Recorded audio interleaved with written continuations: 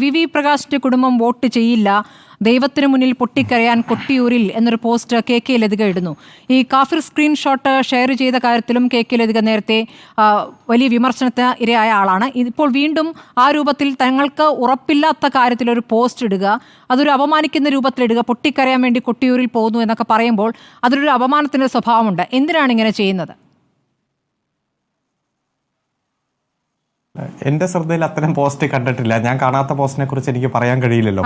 പിന്നെ UDFന്റെ പ്രതിനിധി പറഞ്ഞതുപോലെ ഇതൊരു പാഠപുസ്തകമായിട്ട് സൂക്ഷിക്കുന്നത് വളരെ നന്നായിരിക്കും. കാരണം ഒരു തെരഞ്ഞെടുപ്പ് പ്രഖ്യാപിച്ച് സ്ഥാനാർത്ഥി നിർണയം നടക്കുമ്പോൾ തന്നെ എതിർ സ്ഥാനാർത്ഥി എവിടെ OLX-ൽ പരിശോധിക്കുക, അതിനുശേഷം മത്സരിക്കാൻ വന്ന ധൈര്യമുണ്ടോ എന്ന് വെല്ലുവിളിക്കുക, അത്തരത്തിൽ വെല്ലുവിളിച്ച് എതിർ സ്ഥാനാർത്ഥിയെ കുറിച്ച് വലിയ ആശങ്ക പരത്തുക, ഇതൊക്കെ ഒരു പാഠപുസ്തകത്തിന്റെ ഭാഗമായിട്ട് തന്നെ മാറ്റണം. പിന്നെ പിണറായിസം എന്ന് പറഞ്ഞിട്ടാണല്ലോ ഇത് തുടങ്ങിയത്. എന്നിട്ട് എന്ത് ചെയ്യും? നിങ്ങൾ ഇടയ്ക്ക് വെച്ച് ഈ പിണറായിസം എന്ന മുദ്രാവാക്യം ഒഴിവാക്കി പോയത്. ഒരിക്കലും നടക്കില്ലെന്ന് പ്രഖ്യാപിച്ച വികസന പ്രവർത്തനങ്ങൾ സമയബന്ധിതമായി പൂർത്തീകരിക്കുന്ന ഒരു സാഹചര്യം, അതാണ് പിണറായിസമെങ്കിൽ ഈ നാട്ടിൽ പിണറായിസം ഉണ്ട് എന്ന് ഞങ്ങൾ പ്രഖ്യാപിച്ചപ്പോൾ നിങ്ങൾ ആ മുദ്രാവാക്യം ഒഴിവാക്കി പോയി. അതേപോലെ തന്നെ 5.5 ലക്ഷം പേർക്ക് വീട് കൊടുത്തതും 4 ലക്ഷം പേർക്ക് ലൈഫ്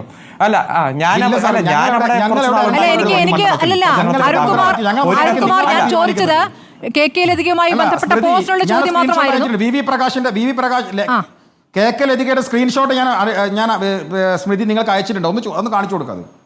ഞാൻ അയച്ചു കൊടുത്തിട്ടുണ്ട്. അത് ശരിയായ രീതിയാണോ? അത് ശരിയായ രീതിയാണോ? എനിക്ക് വളരെ സ്നേഹമുള്ള കക്ഷി അല്ല. അല്ല സ്മൃതി, ഒരു കാര്യം, എന്നോട് ചോദിച്ച ചോദ്യത്തിന് ഞാൻ എപ്പോൾ ഉത്തരം പറഞ്ഞാലും ഈ PK നവാസ് എന്ന് പറഞ്ഞ എന്റെ സുഹൃത്തൊക്കെയാണ്. അദ്ദേഹം വളരെ മോശമായി ആ ചർച്ചയുടെ ഓരോ വാചകം വരുമ്പോഴും ഇടപെടുകയാണ്. എനിക്ക് ഇടപെടാൻ അറിയില്ലാഞ്ഞിട്ടല്ല, ഇത് കേൾക്കാൻ കുറച്ച് ആളുകളുണ്ട്, കേൾക്കണമല്ലോ വാചകം.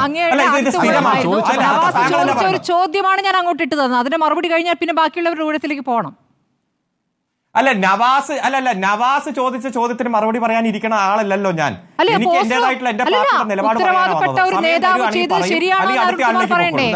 അഡ്വക്കേറ്റ് കെ അരുൺകുമാർ നവാസ് എന്ന വ്യക്തിയെ വിടൂ. എന്റെ ശ്രദ്ധയിൽപ്പെടാൻ അങ്ങോട്ട് അയച്ചുന്നേ, എടുത്തു നോക്കൂ. ഞാൻ അയച്ചിട്ടുണ്ട്. അത് ഞാൻ നോക്കിയിട്ട് പറയാം. കാര്യത്തിന് പറയാൻ ഞാൻ ആളല്ല. ഞാൻ നോക്കിയിട്ട് പറയാം. ഞാൻ പറഞ്ഞു തുടങ്ങുമ്പോൾ നിങ്ങൾ രണ്ടുപേർക്കും ഒരു പ്രത്യേക ഇടപെടൽ സ്ഥിരമുള്ളതാണ്.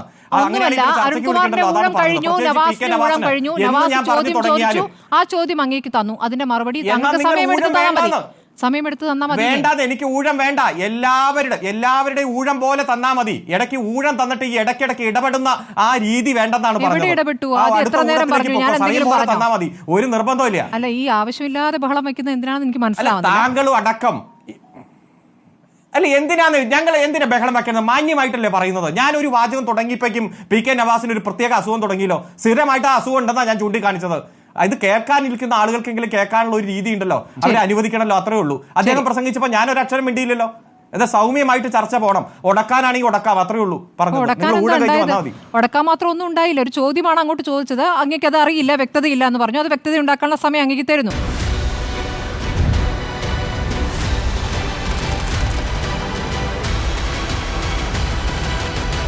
ഡിബേറ്റ് വിത്ത് സ്മൃതി പരുത്തിക്കാട്.